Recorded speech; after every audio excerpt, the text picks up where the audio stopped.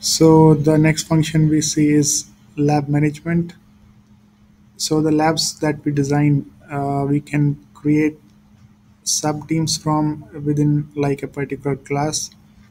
The instructor can create several teams within a group, like for instance, for this class or this group that we created, these are all the sub teams that have been created. So this create teams option provides the option to admin to create sub teams. So for instance, I create team name and I can select any student and provide some description.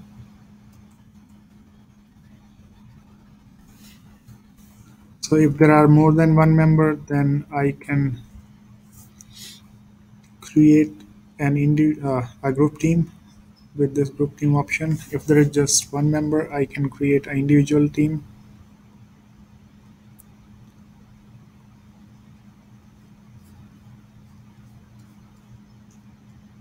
And this team would appear in the list of teams.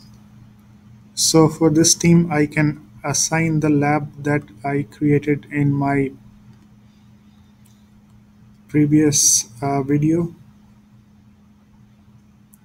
So for instance, assign this team or this student uh, lab 01 that we created. So this team has been assigned lab 01. Now we can go to lab deployment.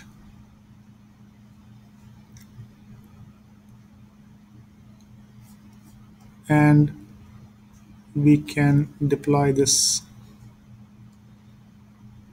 particular lab.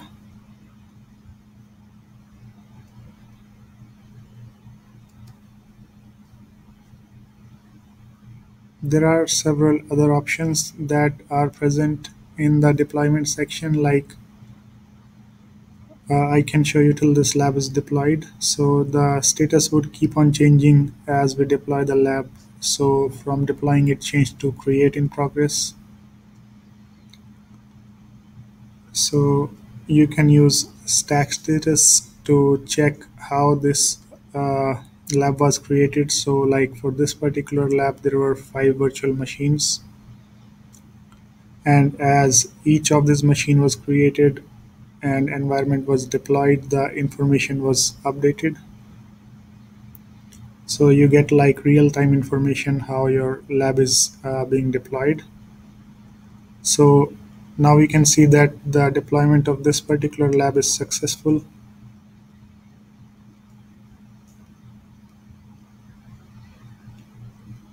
So we can click on the option view to see the lab network topology. So this lab has been successfully deployed. We can click on virtual machines to see the virtual machine, the IP address of this virtual machine, if it is running or not. We can access console of this virtual machine or reboot this virtual machine from in here. The network list will provide us with the list of interfaces that the switches of this lab have.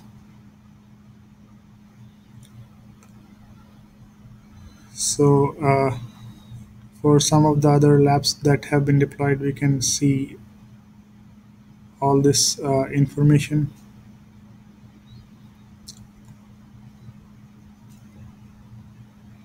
So for instance, for this particular lab,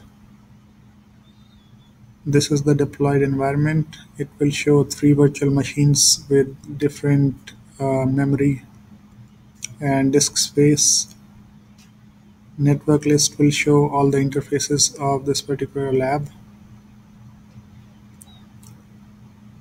And this provides us with like very useful information for given lab that has been deployed. So that was about the functions of lab management. And once you are done, you can also delete a particular lab with the delete option.